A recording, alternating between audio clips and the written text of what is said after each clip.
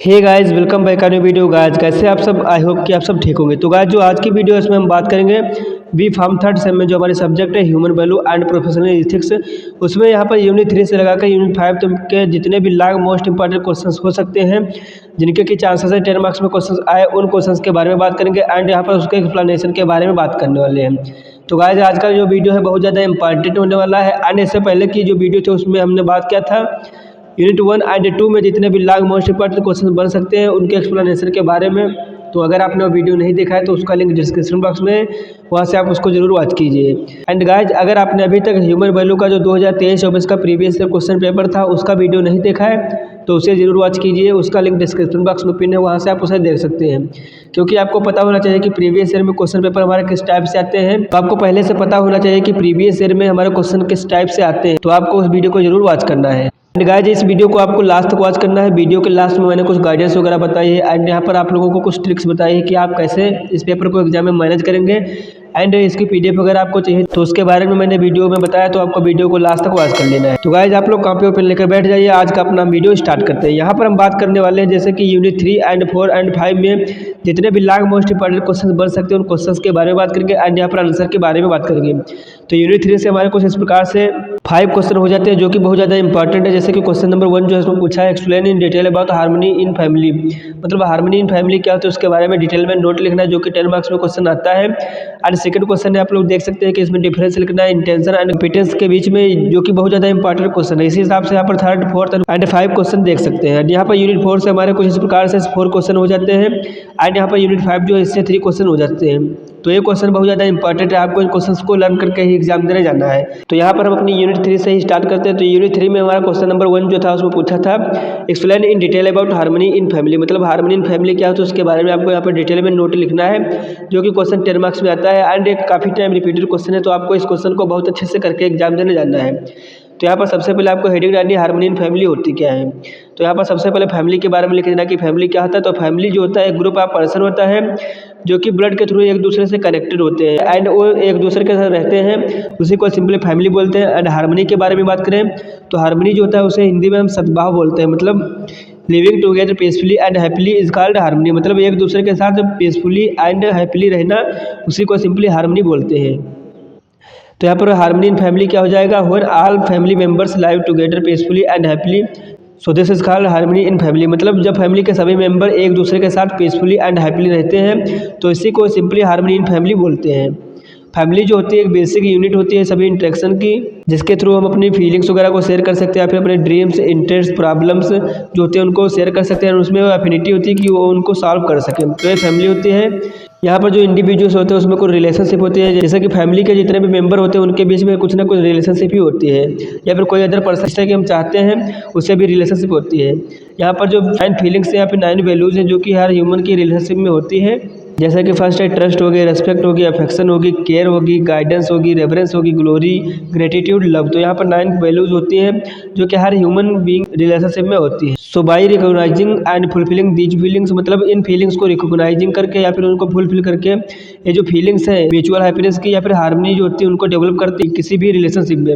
मतलब ये जितनी 9 फीलिंग है इनको रिकॉग्नाइज करके या फिर इनको फुलफिल करके म्यूचुअल हैप्पीनेस या फिर हार्मनी जो है डेवलप की जा सकती है किसी भी रिलेशनशिप में या फिर किसी भी फैमिली में। जैसे कि रिकॉग्नाइजेशन क्या होता है, तो रिकॉग्नाइज करते हैं वैल्यूज इन द रिलेशनशिप, मतलब जो वैल्यू है रिलेशनशिप में उनको रिकॉग्नाइज करते हैं। एंड फुलफिलमेंट के बारे में बात करें तो इन वैल्यू को फुलफिल करके भी हम इनको रिकॉग्नाइज कर सकते हैं। And on the basis of evaluation, तो हम इवैल्यूएट करेंगे कि फुलफिलमेंट ऑफ दिस वैल्यू, मतलब इन वैल्यूज को हम कैसे फुलफिल कर सकते हैं उन सभी को इवैल्यूएट करेंगे, जिसके बाद में यहाँ पर म्यूचुअल हैप्पीनेस हो जाएगी। तो यहाँ पर हार्मनी इन फैमिली में कुछ वैल्यूज हैं जो कि ह्यूमन रिलेशनशिप में होती हैं, जैसे कि ट्रस्ट होगा। ट्रस्ट आपको पता होगा कि विश्वास, मतलब जितना ज़्यादा हम किसी के ऊपर विश्वास करते हैं तो वो हमें हैप्पी बनाता है, मतलब विश्वास अगर है हमें तो हम हैप्पीली फील करते हैं, या कि किसी के ऊपर हमें विश्वास है तो हम केयर्ड फील करते हैं, मतलब कि हम सुरक्षित हैं। एंड अगर विश्वास नहीं तो हम अनकेयर्ड या फिर अनसेयर करते हैं। जो हमारी ट्रस्ट होती है उसे सिंपली फाउंडेशनल वैल्यू के नाम से जानते हैं। नेक्स्ट है रेस्पेक्ट। रेस्पेक्ट का मतलब सम्मान, तो सम्मान आपको ही पता। जो रेस्पेक्ट होता है उसका मतलब होता है किसी भी पर्सन को राइट इवैल्यूएट करके उसकी फीलिंग को समझना या फिर उसको रेस्पेक्ट करना, वही सिंपली सम्मान बोलते हैं उसे। एंड नेक्स्ट है अफेक्शन। तो अफेक्शन आपको पता ही होगा कि स्नेह, मतलब कि स्नेह जो होती है फीलिंग होती है जो कि एक दूसरे से रिलेटेड होती है। और नेक्स्ट है केयर, तो केयर जो होती है एक फीलिंग होती है नेचर की एंड प्रोटेक्ट करती है बॉडी को हमारे रिलेटिव से, वही सिंपली केयर बोलते हैं या फिर जैसे कि ममता बोलते हैं हिंदी में। और नेक्स्ट यहाँ पर रेवरेंस, रेवरेंस का मतलब श्रद्धा होता है, श्रद्धा जैसे कि कितनी श्रद्धा आपकी उसके प्रति है, तो वही सिंपली यहाँ पर रेवरेंस हो जाता है। और नेक्स्ट है ग्लोरी, तो ग्लोरी का मतलब होता है गौरव की, जैसे कि आप कितने गौरवशाली व्यक्ति हैं या फिर आपका गौरव कितना, तो उन्हें वही यहाँ पर सिंपली गौरव है। नेक्स्ट है ग्रेटिट्यूड, तो ग्रेटिट्यूड मतलब कृतज्ञता, मतलब जैसे कि किसी ने कोई काम किया तो आप उसे थैंक यू बोल रहे हैं, तो वही सिंपली ग्रेटिट्यूड हो जाता है। जैसे कि किसी व्यक्ति के द्वारा किए गए अच्छे काम के बाद उसे थैंक यू बोला या फिर उसे ग्रेटिट्यूड फील करना, वही सिंपली कृतज्ञता कहलाती है। और नेक्स्ट यहाँ पर गाइडेंस, तो गाइडेंस आपको पता होना कि किसी भी व्यक्ति या फिर मैन को सलाह देना कि आप ऐसे करिए, आप सही कर रहे हैं या नहीं कर रहे हैं, तो वही सिंपली गाइडेंस कहलाता है, जो कि हमारे करेक्ट अंडरस्टैंडिंग के बाद ही होता है। और नेक्स्ट यहाँ पर लव, तो लव जो होता है कंप्लीट वैल्यू होता है, जिसे कि सिंपली कंप्लीट वैल्यू के नेम से जानते हैं। एंड लव जो होती है एक फीलिंग होती है पर्सनल अटैचमेंट की, जो कि अफेक्शन जो होता है उससे भी डीप हो, तो ये सिंपली लव हो जाएगी। तो ये हमारी यहाँ पर 9 वैल्यूज या फिर 9 फीलिंग्स होती है जो कि ह्यूमन रिलेशनशिप में होती है। इतना ही कंटेंट आपको इस क्वेश्चन नंबर 1 में लिखना था। एंड नेक्स्ट यहाँ पर क्वेश्चन नंबर 2 जो उसमें पूछा है, explain the difference between intention and competence, मतलब इंटेंशन एंड कंपिटेंस के बीच में डिफरेंस क्या है उसको आपको यहाँ पर लिखना है। तो यहाँ पर 2 एस्पेक्ट होते हैं ट्रस्ट में, जैसे कि इंटेंशन होगी एंड यहाँ पर कंपिटेंस होगी। तो इंटेंशन का मतलब होता है नियत, मतलब नियत आपकी क्या है, एंड कंपिटेंस मतलब यहाँ पर क्षमता हो गई। जो इंटेंशन होता है इसका मतलब होता है कि कोई पर्सन जो है वो क्या चाहता है एंड क्या करना चाहता है, जो कि on the basis of natural acceptance के होता है। एंड यहाँ पर कंपिटेंस जो होता है, तो कंपिटेंस जो होता है मतलब वह एबिलिटी होती है, जैसे कि हमें दूसरे के इंटेंशन पे विश्वास नहीं होता है या फिर डाउट होता है, जिससे कि जो हमारा भरोसा है वो बिगड़ जाता है। जैसे कि हमें किसी दूसरे के इंटेंशन जो है उस पर ट्रस्ट हो जाता है एंड उसे हम एक्सेप्ट कर लेते हैं, जिसके कारण कि कंपिटेंस की लैक होने या फिर उसकी कमी के कारण हमें जो है हैप्पी बनाता है एंड प्रॉस्पेरस, मतलब कि यहाँ पर कंपिटेंस जो है उसकी कमी के कारण हम हैप्पीनेस एंड प्रॉस्पेरस फील करते हैं। लेकिन उसका जो इंटेंशन होता है उस पर हम ट्रस्ट कर लेते हैं, एक्सेप्ट कर लेते हैं कि ये सही है, लेकिन कंपिटेंस के लैक होने की वजह से वो हमें ट्रस्ट एंड प्रॉस्पेरस बनाता है। नेक्स्ट यहाँ पर distinguish between the trust and competence, मतलब इसके बीच में डिफरेंस क्या है उसके बारे में लिखना है। Now if you analyse, try to analyse your own responses, many things will get clarified.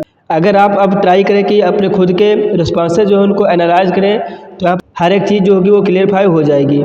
अगर आप खुद को इवैल्यूएट करते हैं on the basis of your intention, मतलब नेचुरल एक्सेप्टेंस के थ्रू ही आप अपने खुद को ही इवैल्यूएट कर सकते हैं। You think that you are a good person as your intention are good, मतलब अगर आप सोचते हैं कि हम एक गुड पर्सन है या फिर आप एक गुड पर्सन है, तो एंड इंटेंशन जो है वो भी गुड है। On the other hand when you evaluate the others, you evaluate him on the basis of his her competence. And दूसरे हाथ में अगर किसी दूसरे व्यक्ति को आप इवैल्यूएट करते हैं, तो आप उसे इवैल्यूएट करते हैं उसके कंपिटेंस के बेसिस पे, उसको इवैल्यूएट करते हैं कि उसकी क्षमताएं क्या है, मतलब वो एक्चुअल में वो कर क्या सकता है। You find that he she is not able to make you happy all the time, आप इसके थ्रू फाइंड आउट कर सकते हैं कि जो सामने वाला व्यक्ति है वो आपको हैप्पी बनाने में सक्षम नहीं, क्योंकि वह एबल ही नहीं है कि आपको हर समय हैप्पी बना सके। एंड कई समय ऐसा क्या होता है कि जो सामने वाले व्यक्ति होते हैं या फिर अदर पीपल जो होते हैं वो आपको हर समय अनहैप्पी बनाने की कोशिश करते रहते हैं। Therefore you think that other wants to make you unhappy, जिसके कारण आप सोचते हैं कि जो दूसरे व्यक्ति जो होते हैं आपको अनहैप्पी बनाना ही चाहते हैं। तो यहाँ पर इस हिसाब से आपको यहाँ पर लिख देना है कि यहाँ पर इंटेंशन एंड कंपिटेंस जो होता है उसके बीच में डिफरेंस मतलब मेनली क्या होता है। एंड इंटेंशन एंड कंपिटेंस जो एक दूसरे के साथ रिलेटेड होता है। अगर आपको यहाँ पर इंटेंशन मतलब आपकी नीयत सही है, तो कंपिटेंस के बेसिस पे आप खुद को या फिर किसी दूसरे व्यक्ति को इवैल्यूएट कर सकते हैं, जिसके कारण यहाँ पर आप ट्राई कर सकते हैं इम्प्रूव आप हिज कंपिटेंस, आप उसके कंपिटेंस जो है उसको इम्प्रूव कर सकते हैं। इस हिसाब से आपको इतना कंटेंट इस क्वेश्चन में लिखना था। एंड यहाँ पर अगर आप लोग एक बार इसको पढ़ते हैं तो आपको इजीली समझ में आ जाता है। जैसे कि अजनबी व्यक्ति जो होते हैं उन पर ट्रस्ट नहीं किया जा सकता, एंड भरोसा जो होता है एक लंबे समय के बाद ही डेवलप होता है, इसलिए ऐसे ही किसी व्यक्ति पर ट्रस्ट नहीं करना चाहिए। तो यहाँ पर इंटेंशन एंड कंपिटेंस के बारे में डिफरेंस हो जाएगा। आप लोग अगर एक बार इसको पढ़ लेते हैं अच्छे से तो आपको क्लियर हो जाएगा। मतलब इसमें आपको यही लिखना है कि सामने वाला व्यक्ति जो है उसका इंटेंशन क्या क्या कर सकता है अपने एस्पायरेशंस को फुलफिल करने के लिए। मतलब इसमें आप बना के भी लिख सकते हैं कि इंटेंशन एंड कंपिटेंस के बारे में क्या होता है। तो ये क्वेश्चन हमारा सेकंड जो है इस हिसाब से कंप्लीट होता है। एंड नेक्स्ट यहाँ पर हम बात करते हैं क्वेश्चन नंबर 3 के बारे में, जिसमें कि पूछा है describe the complete meaning of respect, illustrate how the respect leads complementarity in relationship with example. मतलब आपको यहाँ पर फुल मीनिंग जो है रिस्पेक्ट का वो क्या होता है उसके बारे में लिख देना है। एंड यहाँ पर रिस्पेक्ट के थ्रू कंप्लेंटेरिटी होती है जो कैसे होती है, मतलब रिश्ता जो होता है उसकी पूर्णता जो होती है वो कैसे होती है उसके बारे में लिख देना है। एंड यहाँ पर इसको एग्जाम्पल भी साथ में लिख देना है। यहाँ पर सबसे पहले आपको यहाँ पर लिख देना है रेस्पेक्ट जो होता है और राइट इवैल्यूएशन कैसे होता है। यहाँ पर जो रिलेशनशिप होता है उसमें जो हमारी 9 फीलिंग्स होती है रिलेशनशिप भी, उसके थ्रू हम ट्राई कर सकते हैं अंडरस्टैंड करने के लिए कि जो फीलिंग ऑफ ट्रस्ट जो है वो क्या है, उसके बारे में इवैल्यूएट कर सकते हैं। एंड ट्रस्ट एंड इंटेंशन के साथ ही रिलेशनशिप जो है कोई स्टार्ट होती है। अब हम जांच करेंगे कि हम अपनी फीलिंग जो है रिस्पेक्ट की उनको कैसे एक्सप्लोर कर सकते हैं जब हम रिस्पेक्टेड फील करते हैं, या फिर how do I respected other, मतलब हम किसी दूसरे को कैसे रिस्पेक्ट कर सकते हैं। तो फीलिंग ऑफ रिस्पेक्ट में जैसे कि रिस्पेक्ट जो होती है वो एक राइट इवैल्यूएशन होती है। One be rightly evaluated we feel respected, मतलब हम अगर किसी भी चीज़ को राइट इवैल्यूएट करते हैं on the basis of trust तो हम रिस्पेक्टेड फील कर सकते हैं। मतलब हम अगर राइट इवैल्यूएटेड नहीं होते हैं किसी भी चीज़ को, या फिर अच्छे से समझते नहीं किसी भी चीज़ को, तो हम डिसरिस्पेक्टेड ही फील कर सकते हैं। बेस से हो सकता है जैसे कि ओवर इवैल्यूएशन, अगर आप ओवर इवैल्यूएशन कर सकते हैं। नेक्स्ट यहाँ पर minimizing the content of respect at the other similar to be, मतलब यहाँ पर भी कंटेंट जो है रिस्पेक्ट का उसको हम कैसे मिनिमाइज कर सकते हैं जिससे कि जो दूसरे हैं वो हमारे जैसा फील करें, मतलब रिस्पेक्टेड फील करें। जैसे कि अगर हम खुद के अकॉर्डिंग ही या फिर खुद के बेसिस पे हर एक ह्यूमन को इवैल्यूएट करें तो हम एबल होते हैं कि वह क्या है मतलब पाने के लिए। जैसे कि यहाँ पर और पर्पज़ इज द सेम, अगर हमारा पर्पज़ जो है सेम है, मतलब हैप्पीनेस वगैरह हम चाहते हैं एंड दूसरे को भी हैप्पी बनाना चाहते हैं, तो उसके थ्रू भी रिस्पेक्टेड फील हो सकता है। नेक्स्ट यहाँ पर है और प्रोग्राम में सेम, अगर हमारा प्रोग्राम जो है वो सेम है कि मतलब हम लोगों को चाहिए क्या कि कंटिन्यूस हैप्पीनेस एंड प्रॉस्पेरिटी ही चाहिए, या फिर आवर पोटेंशियल ही सेम, अगर हमारा पोटेंशियल सेम है। एंड नेक्स्ट यहाँ पर disrespect arising out of the differentiation leading to the discrimination, मतलब डिसरिस्पेक्ट जो होता है उसके थ्रू यहाँ पर डिफरेंशिएशन यानी भेदभाव जो होता है वो कैसे होता है उसके बारे में बात करेंगे। जनरल में जैसे कि हम क्या नेम ऑफ रिस्पेक्ट के साथ क्या कर रहे हैं आजकल, उन्हीं के थ्रू डिस्क्रिमिनेशन एंड डिफरेंशिएटिंग जो होती है वो काज होती है। फर्स्टली जो होता है डिफरेंशिएशन वो हमारे बॉडी के बेसिस पे ही होता है, on the basis of age, gender, race and physical strength जो होता है इसके बेसिस पे यहाँ पर डिफरेंशिएशन होता है।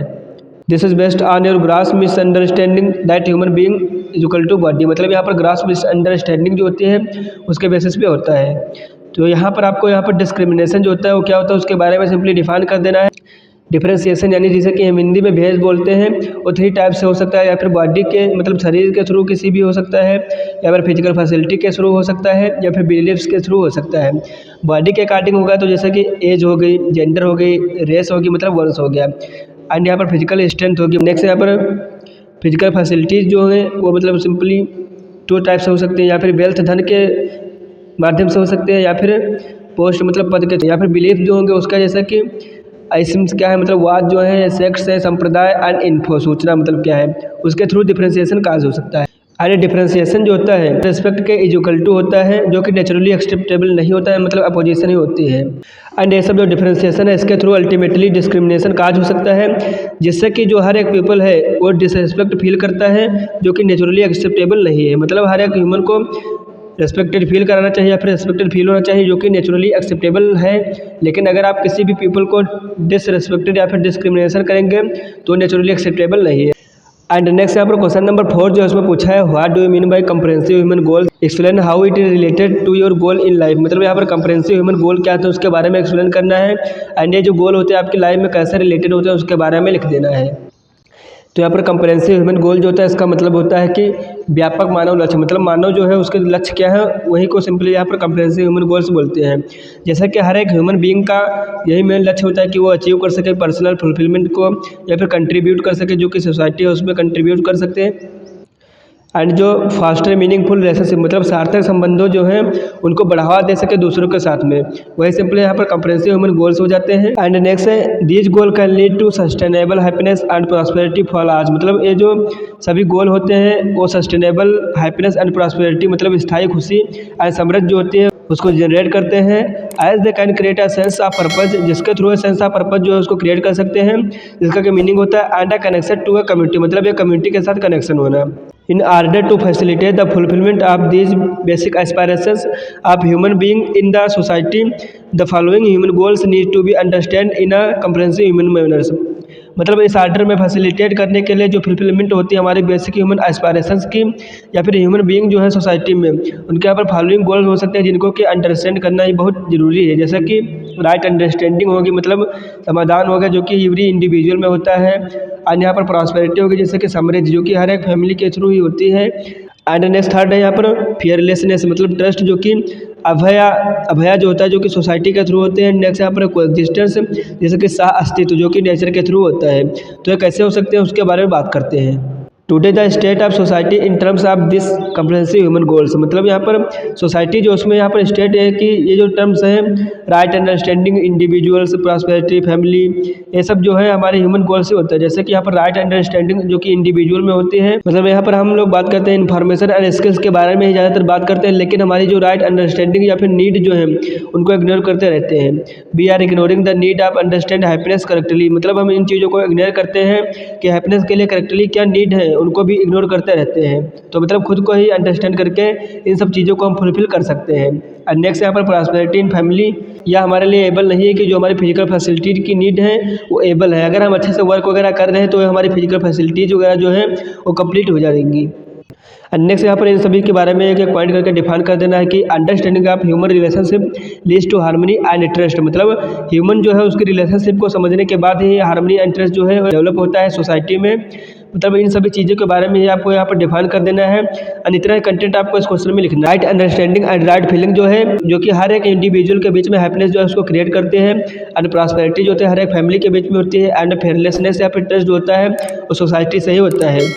तो इस हिसाब से आपको यहाँ पर हर एक कंटेंट को लिख देना है। एंड जो जितना कंटेंट मैंने अभी बताया था उसी के बारे में यहाँ पर सिंपली आपको लिख देना है इस क्वेश्चन में। एंड नेक्स्ट क्वेश्चन नंबर 5 जो इसमें पूछा है, define trust and explain how trust is the foundational value in relationship, मतलब ट्रस्ट जो है वो क्या होता है उसको डिफाइन कर देना है। एंड ट्रस्ट कैसे फाउंडेशनल वैल्यू होते हैं रिलेशनशिप में उसके बारे में लिख देना है। तो ट्रस्ट आपको पता ही ना, जिसे कि विश्वास कहते हैं, जिसका कि मतलब होता है टू बी एश्योर्ड, मतलब किसी को भरोसा दिलाना कि हम सही है या गलत है, इसी के बारे में भरोसा दिलाना ट्रस्ट कहलाता है। Trust is the beliefs and confidence in the honesty, reliability and fairness of the person because you feel safe with them and have to confidence that they will be not hurt you, मतलब trust जो होता है हमारी मान्यताएं जो होती है उनके थ्रू डेवलप हो सकता है, या फिर हमारी हॉनेस्टी जो होती है क्या है, मतलब हम कितने ईमानदार हैं एक पर्सन के प्रति, उससे ही ट्रस्ट जो होता है डेवलप हो सकता है। एंड यह अश्योर्ड है, मतलब इसका भरोसा है कि हर एक ह्यूमन बीइंग चाहता है कि वो खुश हो एंड दूसरे को भी वो प्रॉस्पेरेट एंड हैप्पी बना सके, जिसे सिंपली ट्रस्ट बोलते हैं। ट्रस्ट जो होता है या फिर विश्वास एक फाउंडेशनल वैल्यू होता है रिलेशनशिप में। यहाँ पर कुछ फाउंडेशनल वैल्यू रिलेशनशिप में दी गई है। Trust is the foundational value of relationship, without it the relationship will be unstable and will be fail, मतलब बिना ट्रस्ट के जो रिलेशनशिप है वो अनस्टेबल है, जो कि फेल हो सकती है। मतलब ट्रस्ट की कमी होना जो हमारे रिलेशनशिप में ब्रेकअप का कारण होता है। If you don't have trust, मतलब आपको अगर किसी के ऊपर ट्रस्ट नहीं है तो आप मतलब उसे सिक्योर नहीं फील करेंगे, जिससे कि जो आपका पार्टनर है वो आपको लव करेगा एंड आप उसके लिए लॉयल फील करेंगे। तो इस हिसाब से आपको यहाँ पर ट्रस्ट के बारे में लिख देना है। एंड यहाँ पर ट्रस्ट जो होता है वो फाउंडेशनल वैल्यू के हिसाब से होता है। एंड नेक्स्ट यहाँ पर 5 रीजन्स है जो कि ट्रस्ट क्यों इंपॉर्टेंट है उसके बारे में बताया गया है, मतलब फाउंडेशन जो है ट्रस्ट की रिलेशनशिप में किस प्रकार से उसके बारे में बताया गया है। जैसे कि ट्रस्ट गिव एश्योरेंस, मतलब यह भरोसा जो है आश्वासन देता है कि इसमें कोई संदेह नहीं है। Trust help to heal hurts, मतलब ट्रस्ट जो होता है वो सभी हर्ट्स जो होते हैं उसको भरने का वर्क करता है। तो प्यार के लिए ट्रस्ट जो होता है की होता है, मतलब ट्रस्ट जो होता है आपकी बाधाओं को दूर करने में हेल्प करता है। Trust help to give to more space in your partner, मतलब ट्रस्ट जो होता है अपने पार्टनर के प्रति ज़्यादा स्पेस देने का वर्क करता है। तो इस हिसाब से आपको यहाँ पर फाउंडेशनल वैल्यू ट्रस्ट किस प्रकार से है उसके बारे में लिख दें। और नेक्स्ट हम बात करते हैं यूनिट नंबर 4 से हमारे क्वेश्चन जो हो सकते हैं उसके बारे में। तो यहाँ पर क्वेश्चन नंबर 1 जो इसमें पूछा है, what are 4 orders of nature explain them, मतलब 4 आर्डर्स नेचर के क्या उसके बारे में लिखे एंड उसको एक्सप्लेन कीजिए। ये क्वेश्चन जो है बहुत ज़्यादा इंपॉर्टेंट है, आपको इस क्वेश्चन को बहुत अच्छे से करके जाना है। ये भी क्वेश्चन काफ़ी टाइम रिपीटेड है, इसके चांसेस है कि एग्जाम में आपको देखने को मिलेगा।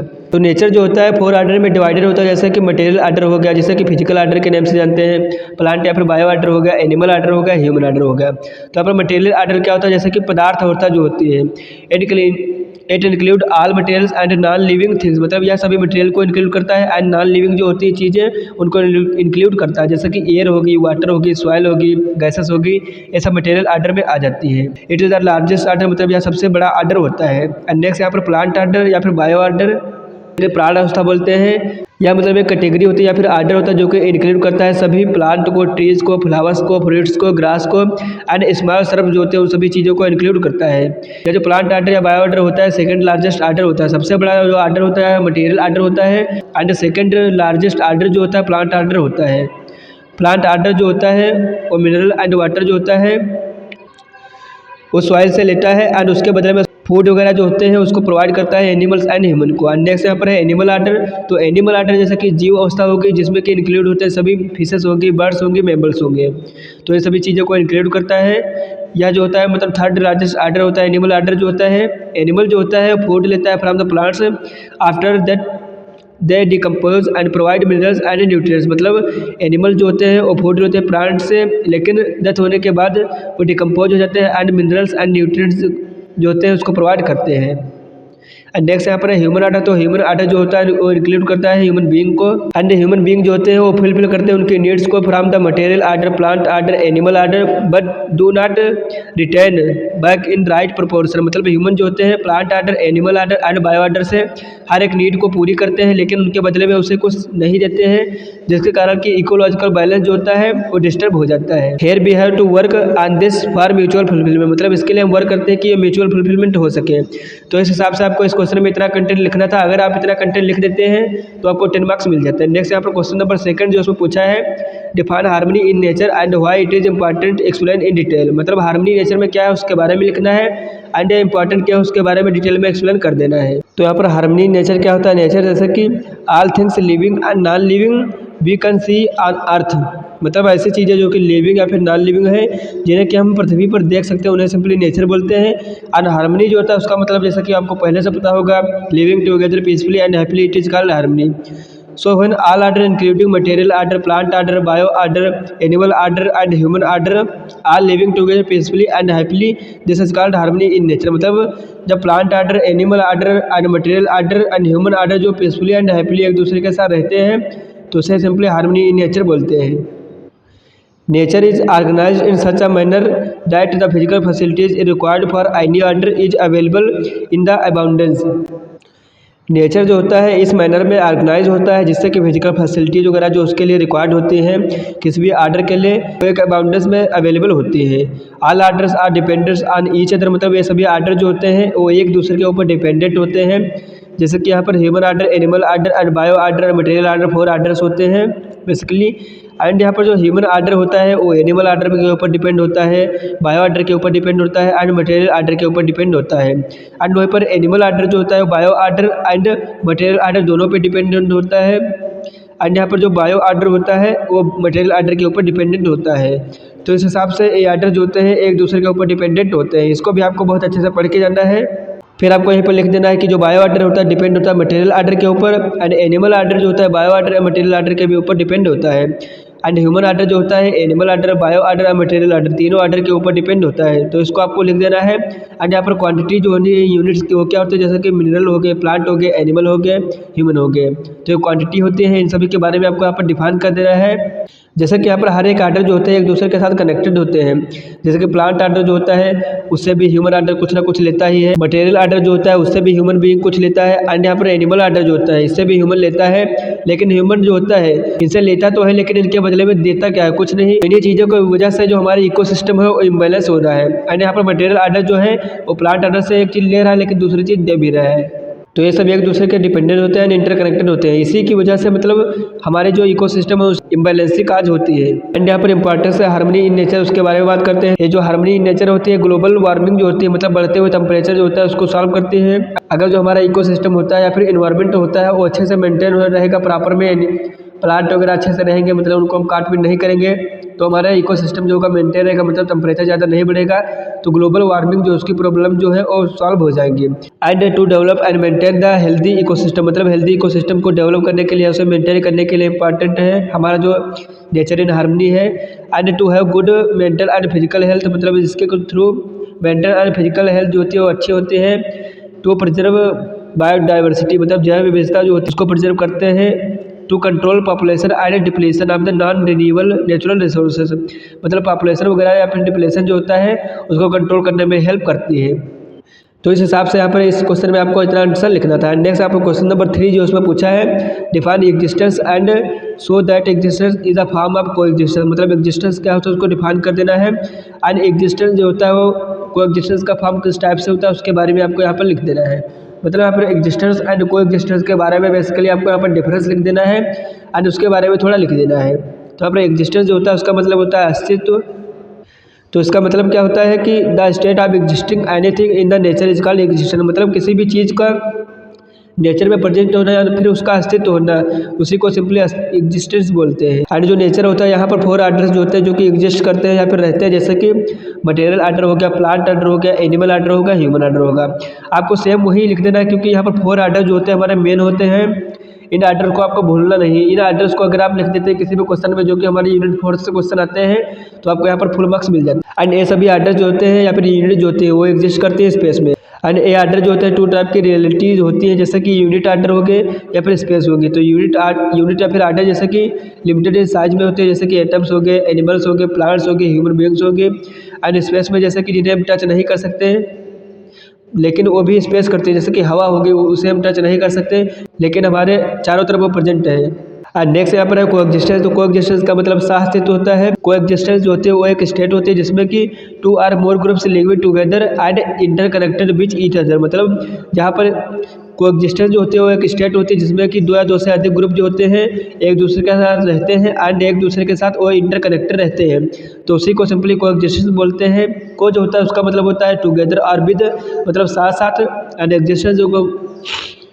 एग्जिस्टेंस जो होता है इसका मतलब होता है एग्जिस्ट करना, तो मतलब एक दूसरे के साथ साथ एग्जिस्ट करना, वही सिंपली कोएग्जिस्टेंस कहलाता है। और इसके बारे में आपको यहाँ पर लिख देना है कि एग्जिस्टेंस जो होती है उसकी 2 यूनिट होते हैं, जैसे कि स्पेस हो गई। तो यहाँ पर जैसे कि एग्जिस्टेंस हो गई मतलब आर्डर इन स्पेस होते हैं यहाँ पर, जिसका मतलब होता है लिविंग टुगेदर, मतलब एक दूसरे के साथ साथ रहना, उन्हीं को सिंपली कोएग्जिस्टेंस बोलते हैं। तो इस हिसाब से आपको इतना कंटेंट इस क्वेश्चन में लिख देना है। नेक्स्ट यहाँ पर क्वेश्चन नंबर 4 जो इसमें पूछा है, write a note on self regulation and recyclability in nature, मतलब सेल्फ रेगुलेशन क्या है उसके बारे में आपको यहाँ पर एक नोट लिखना है। एंड रिसाइकेबिलिटी इन नेचर में क्या है उसके बारे में आपको एक नोट लिख देना है। तो यहाँ पर सेल्फ रेगुलेशन जो होता है मतलब खुद को कैसे आप कंट्रोल कर सकते हैं उसके बारे में, या फिर यहाँ पर नेचर जो होता है उसमें वो सेल्फ को कैसे रेगुलेट करता है उसके बारे में लिख देना है। जैसा कि यहाँ पर लिखा है, नेचर जो होता है ऑटोमेटिकली रेगुलेट करता है reproduction of animals and plants and maintain करता है उनको म्यूचुअल फुलफिलिंग मैनर के थ्रू उसको मेंटेन करता है। मतलब एनिमल एंड प्लांट जो होते हैं उनमें जो रिप्रोडक्शन होता है उसको नेचर खुद ऑटोमेटिकली ही रेगुलेट करता है एंड उसको म्यूचुअली फुलफिल करता है एक अच्छे मैनर। एंड सभी प्लांट एंड एनिमल जो होते हैं वो इस मैनर में रेगुलेट होते हैं जिससे कि वे सभी ब्रीड्स एंड कंटिन्यू एग्जिस्ट, मतलब प्रॉपर में ग्रो कर सके एंड नेचर में एग्जिस्ट कर सके। तो यहाँ पर सेल्फ रेगुलेशन के बारे में हो जाएगा। एंड नेक्स्ट यहाँ पर रिसाइकिलबिलिटी। तो रिसाइकिलबिलिटी मतलब री मीन्स होता है अगेन, एंड साइकिलबिलिटी जो होता है उसका मतलब होता है साइकिल। तो इसका मतलब होता है एक ऐसी प्रोसेस जिसमें कि कोई मटेरियल यूनिट जो होती है जो कि नेचर में वो ट्रांसफॉर्म हो जाती है किसी दूसरे फॉर्म में एंड फिर से उसी फॉर्म में बैक हो जाती है, उन्हीं को सिंपली रिसाइकेबिलिटी बोलते हैं। जैसे कि साइकिल ऑफ वाटर हो गया, ऑक्सीजन एंड नाइट्रोजन साइकिल। तो इसका एग्जांपल हो जाएगा जैसे कि यहाँ पर सी वाटर जो होता है मतलब समुद्र का पानी होता है वो सिंपली वेपर फॉर्म में कन्वर्ट हो जाता है, मतलब फॉर्मेशन ऑफ वेपर होता है, जिसके बाद रेनफॉल के थ्रू मतलब कंडेंसेशन होता है। तो उसके बाद फिर से यहाँ पर ये वाटर जो होता है उसमें कन्वर्ट हो जाता है, मतलब पहले जो लिक्विड होता है एंड लिक्विड जो होता है उससे वेपर बन जाता है एंड वेपर जो होता है फिर से मतलब रेनफॉल के थ्रू या फिर कंडेंसेशन के थ्रू लिक्विड में कन्वर्ट हो जाता है। तो उसी प्रोसेस को यहाँ पर सिंपली रिसाइकेबिलिटी बोलते हैं। आई होप कि आपको क्लियर हो गया होगा। एंड नेक्स्ट यहाँ पर हम बात करते हैं यूनिट नंबर 5 के बारे में। तो यूनिट नंबर 5 जो है इससे कुछ 3 क्वेश्चन है जो कि सिलेक्टेड क्वेश्चन है एंड यही क्वेश्चन रिपीटेड होते हैं।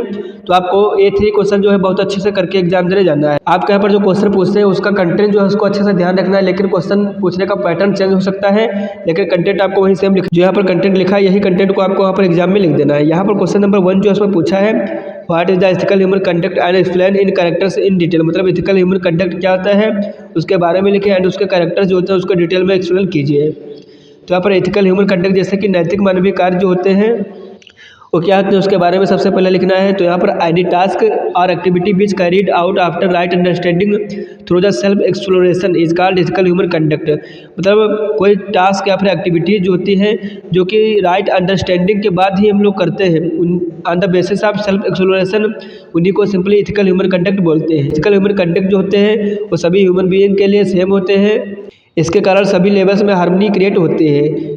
It is the outcome of right understanding, मतलब यह आउटकम होता है राइट अंडरस्टैंडिंग का। एथिकल ह्यूमन कंडक्ट जो होता है कॉम्बिनेशन होता है वैल्यूज़ का, पॉलिसीज़ का, कैरेक्टर्स का। तो इनको भी आप लोगों को पढ़ लेना है कि वैल्यूज, पॉलिसी एंड कैरेक्टर्स या फिर नीति जो होती है वो क्या होती है उसके बारे में भी लिख देना है। ये भी 2 मार्क्स में आ जाते हैं, आप लोगों को पढ़ लेना है। नेक्स्ट यहाँ पर है characteristics of ethical human conduct. तो इसके कैरेक्टरिस्टिक क्या होते हैं, जैसे कि इट इज नेचुरली एक्सेप्टेबल या नेचुरली एक्सेप्टेबल है ये मतलब जो इथिकल ह्यूमन कंडक्ट होता है वो हार्मनी के जो सभी लेवल्स होते हैं उसके साथ कंपेटेबल होता है। It lead to be mutual fulfilment, इसके थ्रू म्यूचुअल फुलफिलमेंट होती है with the other people. It is the self satisfying universal people friendly and eco friendly. मतलब यह होता है कि जो हमारे पीपल्स होते हैं वो इको फ्रेंडली या फिर यूनिवर्सली एक दूसरे के साथ कनेक्टेड होते हैं। तो इतना ही कंटेंट आपको इस क्वेश्चन में लिख देना है। नेक्स्ट यहाँ पर क्वेश्चन नंबर 2 जो उसमें पूछा है, explain holistic technology and universal human order in detail. मतलब हॉलिस्टिक टेक्नोलॉजी क्या होती है उसके बारे में एक्सप्लेन करना है। यहाँ पर यूनिवर्सल ह्यूमन ऑर्डर जो होते हैं वो क्या होता है उसके बारे में डिटेल में लिख देना है, जो कि क्वेश्चन 10 मार्क्स में पूछा है। बहुत ज़्यादा इंपॉर्टेंट क्वेश्चन है, आपको बहुत अच्छे से क्वेश्चन करके जाना है। यहाँ पर हॉलिस्टिक टेक्नोलॉजी जो क्या होती है उसके बारे में लिख देना है। तो यहाँ पर हॉलिस्टिक मतलब जो होता है इसका मतलब होता है कंप्रेहेंसिव, मतलब प्रॉफिट या फिर लाभ मतलब समग्र जो होगी, जिसमें कि हर एक चीज़ इंक्लूड होती है। जैसे कि हॉलिस्टिक टेक्नोलॉजी जो होती है ऐसी टेक्नोलॉजी होती है जिसमें कि केवल प्रॉफिट के ऊपर फोकस नहीं किया जा सकता है, लेकिन उसके साथ साथ वो हमारे नेचर के साथ कंपेटेबल है या नहीं है उन पर भी फोकस किया जाता है। तो उन्हीं को सिंपली हॉलिस्टिक टेक्नोलॉजी बोलते हैं। जैसे कि हमने कोई बिजनेस किया और बिजनेस करने से हमें मुनाफा तो बहुत हो रहा है, लेकिन उसके बाद जो हमारा नेचर है वो इम्बैलेंस या फिर डिस्टर्ब हो रहा है। तो जो हॉलिस्टिक टेक्नोलॉजी हो इस चीज़ों पर फोकस करती है कि हमारा प्रॉफिट भी हो एंड नेचर जो है हमारा वो डिस्टर्ब ना हो, मतलब बैलेंसेस उसमें प्रॉपर मेंटेन रहे। तो वही सिंपली आपको इसमें लिख देना कि हॉलिस्टिक टेक्नोलॉजी जो होती है उनकी कुछ क्राइटेरिया वगैरह होती है, जैसे कि मतलब यार नेचर के साथ कंपेटेबल होना चाहिए, मतलब यार इससे सेटिस्फाइड होना चाहिए कि ह्यूमन की रियल नीड्स क्या है, पीपल जो हो सेफ हो एंड फ्रेंडली एक दूसरे के साथ रह सके, हेल्थ जो उसको हार्म नहीं करे, मतलब प्रोडक्ट जो जनरेट करें हम उनको रिसाइकेबल किया जा सके। तो इसके कुछ कैरेक्टरिस्टिक्स हो जाएंगे। एंड यहाँ पर नेक्स्ट है यूनिवर्सल ह्यूमन ऑर्डर। जो यूनिवर्सल ह्यूमन ऑर्डर होता है ये भी बहुत इंपॉर्टेंट है, 2 मार्क्स में पूछ लेते हैं, तो आपको बहुत अच्छे से पढ़ के जाना है।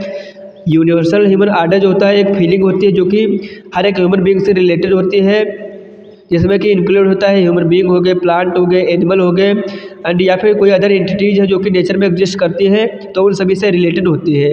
हार्मनी को समझ करके ही या फिर हार्मनी के बेसिस पे हम अपने बिलीफ जो है उनको प्राप्त कर सकते हैं कि हमारे बिलीफ्स क्या है, मतलब हमारी नीड्स वगैरह जो क्या है। एक undivided society and comprehensive human goals के नीड्स एंड उसके बिलीफ्स वगैरह क्या है उसको हम अंडरस्टैंड कर सकते हैं। यहाँ पर यूनिवर्सल ह्यूमन ऑर्डर्स कंप्राइजेस होते हैं फॉर अंडरस्टैंडिंग हार्मनी, उसके लिए जैसे कि 5 डायमेंशंस होते हैं ह्यूमन इंटरवेयर के लिए, जैसे कि एजुकेशन हो गई, हेल्थ हो गई, प्रोडक्शन हो गई, जस्टिस होगी, एक्सचेंज होगी। एजुकेशन मतलब संस्कार वगैरह क्या है, एंड हेल्थ मतलब संयम क्या है कि हम सेल्फ को कैसे रेगुलेट करते हैं, मतलब सेल्फ पर कैसे कंट्रोल कर सकते हैं। और प्रोडक्शन मतलब वर्क वगैरह क्या है कि जैसे कि इतना हम वर्क कर रहे हैं प्रोडक्शन करने के लिए किसी भी चीज़ की। एंड जस्टिस मतलब प्रोटेक्शन या फिर न्याय हो गया, और एक्सचेंज मतलब स्टोरेज हो गया है। तो इस हिसाब से आपको इस क्वेश्चन में इतना कंटेंट लिख देना है। आई होप कि आपको क्लियर हो गया होगा। एंड नेक्स्ट यहाँ पर क्वेश्चन नंबर 3 जो है उसमें पूछा है define professional ethics and discuss the characteristic and resolve current issue in professional ethics. ये जो क्वेश्चन है बहुत ज़्यादा इंपॉर्टेंट है, मान के चलिए आपको क्वेश्चन देखने को मिलेगा, या फिर 10 मार्क्स में आ सकता है या फिर 2 मार्क्स में आ सकता है, लेकिन प्रोफेशनल एथिक्स वाला ये क्वेश्चन है, बहुत ज़्यादा मेन क्वेश्चन है, ये बहुत ही ज़्यादा इंपॉर्टेंट है। तो आपको बहुत अच्छे से इसको पढ़ के एग्जाम देने जाना है। प्रोफेशनल एथिक्स जो होता है इसका मतलब होता है जैसे कि प्रोफेशनल जो होता है जो कि रिलेटेड होता है जॉब या फिर बिजनेस के थ्रू।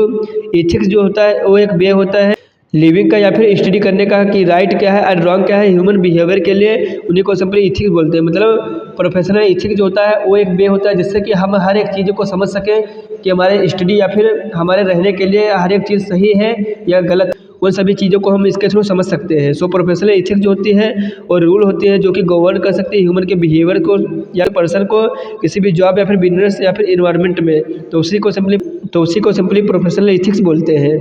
एंड डेवलपमेंट जो होता है एथिकल कॉम्पिटेंस का उसको अचीव किया जा सकता है बाय द वैल्यू एजुकेशन। अगर वैल्यू एजुकेशन जो होगी हमारे पास अच्छे से है तो हम एक एथिकल कॉम्पिटेंस जो है उसको डेवलप कर सकते हैं। प्रोफेशनल एथिक्स जो होता है प्रोवाइड करता है रूल्स कि हर एक पर्सन जो होता है कैसे दूसरे पर्सन के साथ बिहेवियर कर सकता है, उसकी जॉब वगैरह या फिर बिजनेस जो है वो इन्वायरमेंट में कैसे आप उसके साथ बिहेवियर कर सकते हैं, वो सभी के लिए एक रूल को प्रोवाइड करता है। नेक्स्ट यहाँ पर कैरेक्टरिस्टिक ऑफ प्रोफेशनल एथिक्स, यहाँ पर कुछ इसकी कैरेक्टरिस्टिक्स है जैसे कि हॉनेस्टी हो गई मतलब ईमानदारी हो गई, इंटीग्रिटी मतलब अखंडता क्या है, एंड ट्रांसपेरेंटी मतलब पारदर्शिता क्या है, अकाउंटेबिलिटी हो गई मतलब जिम्मेदारी या फिर रिस्पॉन्सिबिलिटी हो, कॉन्फिडेंशियलिटी हो गई, ऑब्जेक्टिविटी हो गई, रेस्पेक्टफुलनेस होगी, and obedience to the law. तो यहाँ पर कुछ इस हिसाब से कैरेक्टरिस्टिक्स है जो कि प्रोफेशनल एथिक्स के कैरेक्टरिस्टिक्स है। एंड यहाँ पर करंट इश्यूज़ है जो कि प्रोफेशनल एथिक्स में आ जाती हैं। वो कुछ यहाँ पर फॉलोइंग करेक्ट इश्यूज़ हैं मतलब प्रॉब्लम्स है जो कि प्रोफेशनल एथिक्स जो है उसमें प्रॉब्लम या फिर इम्बैलेंसेस क्रिएट करते हैं, जैसे कि डिस्क्रिमिनेशन हो गई, हार्शनेस एंड पर्सनल इंसल्ट हो गई, अनएथिकल अकाउंटिंग हो गई, वर्क प्लेस सेफ्टी हो गई, सोशल मीडिया एंड प्राइवेसी हो गई, एब्यूज ऑफ लीडरशिप अथॉरिटी हो गई, नेपोटिज्म एंड फेवोटिज्म हो गई, इम्प्यून्ड विद अन्य कंपनी, मतलब किसी कंपनी के साथ जासूसी करना। तो इस हिसाब से यहाँ पर इसमें कुछ प्रॉब्लम्स होती है जो कि प्रोफेशनल एथिक्स में आ जाती है। नेक्स्ट यहाँ पर सोल्यूशन आप एथिकल इश्यूज, मतलब ये जो प्रॉब्लम्स है इनका सोल्यूशन क्या है, तो जैसे कि क्रिएट करें कंपनी के लिए पॉलिसीज, मॉनिटर करें एम्प्लॉयज़ की एक्टिविटीज़ या फिर उनको ट्रैक करें कि वो अच्छे से वर्क वगैरह कर रहे हैं नहीं कर रहे हैं। Providing ongoing training, create a meritocracy, मतलब इसका मतलब होता है reward employed according to their performance, मतलब मेरिटोक्रेसी जो होती है उसको क्रिएट करके, मतलब कि अगर कोई एम्प्लॉय अच्छे से वर्क कर रहा है तो उसके लिए हम उसको अवार्ड भी दे सकते हैं। तो इस हिसाब से हमारे यूनिट 1 से लगाकर यूनिट 5 तक के लाग मोस्ट इंपॉर्टेंट क्वेश्चंस हो जाते हैं, जो कि बहुत ही ज़्यादा इंपॉर्टेंट क्वेश्चंस हैं। अगर आप इन क्वेश्चंस को अच्छे से करके एग्जाम देने जाते हैं तो आपके मार्क्स अच्छे आने के चांसेस हैं। तो आपको बहुत अच्छे से करके ही एग्जाम देने जाना है। आज इनकी PDF अगर आपको कैसे मिलेगी तो उसके लिए नीचे डिस्क्रिप्शन बॉक्स में लिंक है, वहाँ से जाकर आप इसकी PDF को डाउनलोड कर सकते हैं। आई होप कि आपको वीडियो अच्छा लगा हो। अगर वीडियो अच्छा लगा तो वीडियो को लाइक कीजिए एंड चैनल को सब्सक्राइब कीजिए। थैंक यू फ्रेंड्स, मिलते हैं नेक्स्ट वीडियो में, तब तक के लिए bye bye, have a nice day.